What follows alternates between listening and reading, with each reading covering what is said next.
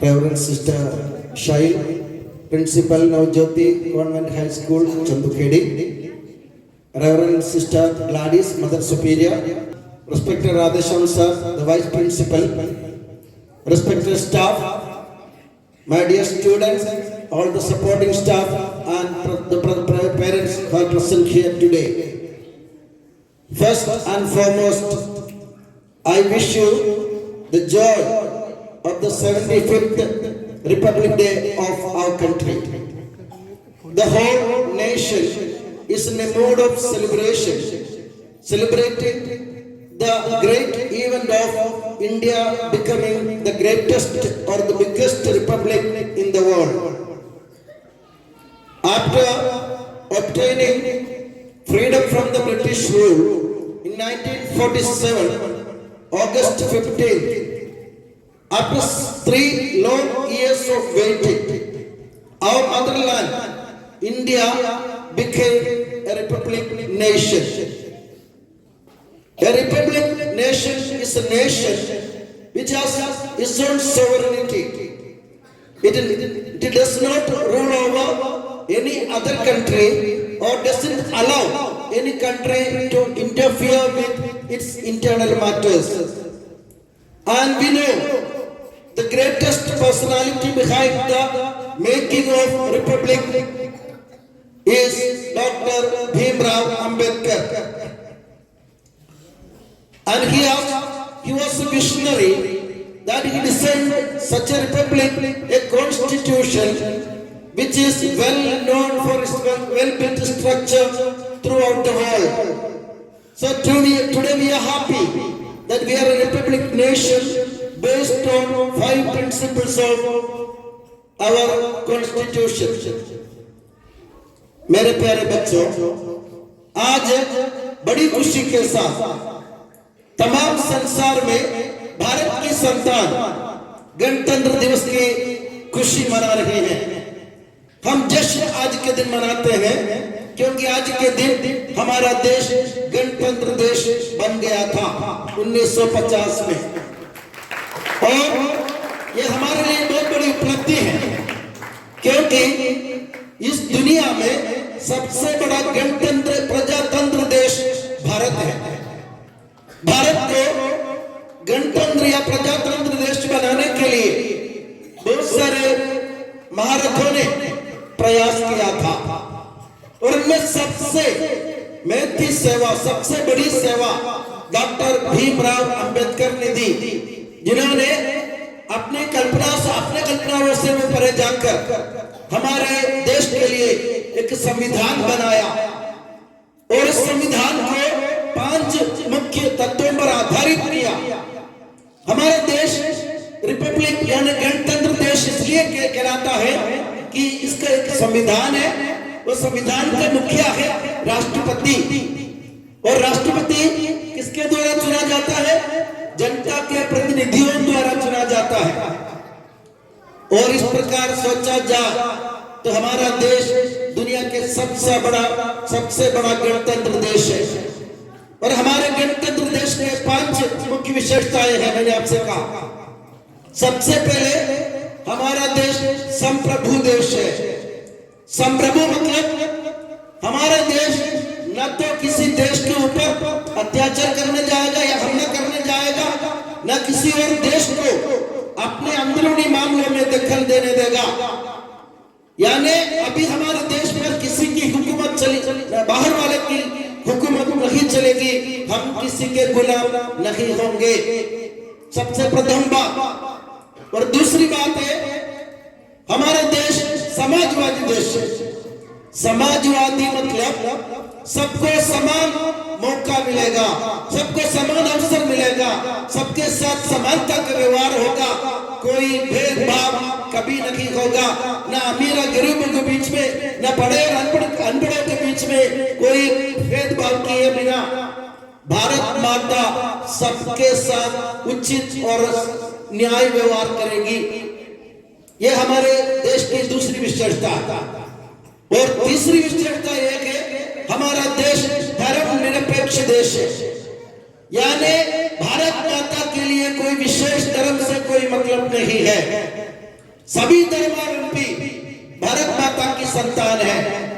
भारत माता के संविधान में ऐसा लिखा है, हर एक व्यक्ति, भारत माता की हर एक संतान अपनी पसंद के धर्म में विश्वास कर सकता है, उसका प्रचार भी कर सकता है। कोई किसी को रोक नहीं सकता, क्योंकि सब बराबर है। वो हमारे देश के लिए कोई औपचारिक धर्म नहीं है, सभी धर्म के लोग साथ में समानता के साथ रहेंगे। और चौथी विशेषता यह है, हमारा देश अपने प्रजातंत्र देश है। प्रजातंत्र मतलब जनता द्वारा चुने हुए प्रतिनिधियों द्वारा सरकार बनाई जाती है, और जनता के प्रतिनिधि, जनता से चुने हुए प्रतिनिधि, जनता के द्वारा चुने हुए प्रतिनिधि जनता के ऊपर शासन करते हैं। यानी इसमें हुकूमत चलेगी जनता की हुकूमत चलेगी, प्रजा की हुकूमत चलेगी, इसमें राजा की हुकूमत नहीं चलेगी। यानी हर एक प्रजा, हर एक नागरिक इस देश पर शासन करने वाला होता है।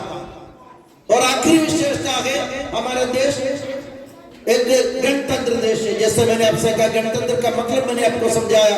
हमारे संविधान है और उसका मुखिया है, और उस मुखिया को राष्ट्रपति कहते हैं, और वही हम लोगों को गारंटी देते हैं कि सबके साथ न्याय के साथ व्यवहार होगा। अब मेरे प्यारे बंधु, मैंने आपको विशेषताएं सुना दी, मैंने गिना के सुना दी आपको विशेषताएं, 5 विशेषताएं। इनमें से कभी एक को भी कभी कोई झटका लगेगा तो हमारे भारत माता को बहुत बड़ा झटका लगेगा। अगर इन मुख्य विशेषताओं में से किसी विशेषता के साथ छेड़छाड़ हुई तो ये समझो कि हमारे भारत देश का सत्यानाश होगा। इसलिए हमें सतर्क रहने की जरूरत है, क्योंकि आज की राजनीति आप देखो, हमारे देश की हालत देखो। पहले राजनीति करने वालों को धर्म से कोई लेन देन नहीं था, वे धर्म से कोई संबंध नहीं रखते थे। आप राजनीति में ऐसे लोग आ गए हैं जो धर्म को अपना साधन बनाना चाहते हैं। धर्म और राजनीति के साथ अनैतिक सांठगांठ होती है। ईश्वर की उपासना करने की जगह हम अधिकार की उपासना करने लगे हैं, हम पैसा की उपासना करने लगे हैं। हम लोगों को देश की चिंता के बदले हमें अपनी चिंता हो रही है। राजनीति और जब राजनीति और धर्म साथ में मिल जाता है तो वहां न्याय जरूर होता है। हम अपने विश्वास को संभालने के लिए हम सब खड़े हैं। अगर आप राम जी में विश्वास कर रहे हैं तो किसी भी हालत में उस विश्वास को मत छोड़ो आप। अगर कोई लकीर में विश्वास कर रहा है उसको मत रोको आप। अगर कोई ईसा मसीह में विश्वास कर रहा है उसके साथ क्यों अन्याय हो रहा है? अगर कोई गुरु नानक में, गुरु ग्रंथ साहिब में विश्वास करता है तो उसको गले लगाना सीखो। यही तो संदेश है भारत का। बरस के बदले हम लोग ऐसे देख रहे हैं, हमारे देश में ऐसे लोग आ गए हैं जो सत्ता पाने के लिए, अधिकार पाने के लिए, पैसा पाने के लिए लोगों के साथ धर्मांधता फैलाता है। धर्मांधता, आप समझते इस बात को? धर्म के पीछे हम अंधे हो जाते हैं। धर्म किसके लिए दिया? एक दूसरे को ईश्वर की संतान के रूप में देखने के लिए धर्म दिया गया है। हिंदू हो, मुसलमान हो, ईसाई हो, सिख हो, कोई भी हो, किसी भी धर्म के भी हो, ये पहले समझो आप संतान ईश्वर की है। आप अलग अलग नाम से उनको पुकार सकते हैं, इसका मतलब यह नहीं कि आपके भाई जो आपके पास में खड़ा है वो आपका दुश्मन है। तो ये बंटवारे की भावना हमारे मन में जब से पैदा हुई, जब से हमारे देश में बंटवारे की भावना पैदा हुई, तब से हमारा देश पिछड़ रहा है। बाहर वाले हम पर हंसते हैं, हम गर्व करते हैं भारत माता की संतान। हम गर्व से भी अपना नृत्य देखा आपने, हम प्यार से कहते हैं, हम इंडिया वाले गर्व से कहते हैं, हम इंडिया वाले, भारत वाले गर्व होता था हमें पहले। मगर अब नौबत ऐसी आ गई कि हम सोचने को मजबूर हो गए कि हमारा देश कहां से कहां जा रहा है, हमारे नेता हमको कहां से कहां ले जा रहे हैं, हमारे साथ बंटवारा हो रहा है, हमारे धार्मिक भावनाओं के साथ खिलवाड़ हो रहा है और हमारी धार्मिक भावना का शोषण किया जा रहा है। यूं कहो तो आपको धर्म के नाम पर एक दूसरे से भिड़ा रहे हैं, यह गलत बात है। जैसे मैंने पहले ही आपसे कहा, दुनिया में आप कहीं भी जाके देखो, भारत माता जैसे कोई देश आपको मिलेगा तो मैं अपना सिर कटवा दूंगा। मैं पक्का कहता हूं, भारत माता जैसे कोई देश आपको मिलेगा, मैं अपना सिर कटवा दूंगा। कारण क्या है, आप दुनिया में 100 बार जन्म लेने के बाद भी आप दुनिया में तरस करेंगे तो भारत माता जैसे कोई देश आपको इस दुनिया में नजर नहीं आएगा। पक्की बात, आप गर्व कर सकते हैं। उस गर्व के साथ हमारे साथ भेदभाव पैदा करने वाले, हम लोगों को बांटने वाले, हम लोगों के साथ अन्याय करने वाले, हमको लड़ाने भिड़ाने सिखाने वाले सब लोगों को हमें करारा जवाब देना पड़ेगा।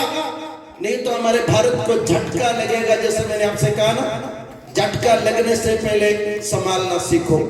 आप नौजवान हैं, कल की हमारे देश की कमान आपके हाथ में। आप किसी से भी कहना सीखो कि भाई धर्म के नाम पर, जाति के नाम पर, संप्रदाय के नाम पर, भाषा के नाम पर हमको बांटने की कोशिश मत करो। हम मानने को तैयार नहीं है। हम भारत माता की संतान है तो मरते वक्त भी अपनी माता के गर्व, अपनी माता के सिर ऊंचा करने के लिए हम अपने जीवन के खून के बूंद बूंद इस धरती पर गिरा देंगे। फिर भी हम धर्म के नाम पर, संप्रदाय के नाम पर, भाषा के नाम पर बंटने के लिए तैयार नहीं है। आप अपने नेताओं को सुनाओ, समझाओ, आपको वोट चाहिए, हम वोट देने के लिए तैयार है। बांटने की वोट नहीं, हमको जोड़ने की वोट हम देने के लिए तैयार है। आप बोलना सीखो। अगर आप हमको जोड़ने आए तो हम वोट देंगे, आप हमको तोड़ने आए तो हमारे पास वोट नहीं है देने के लिए।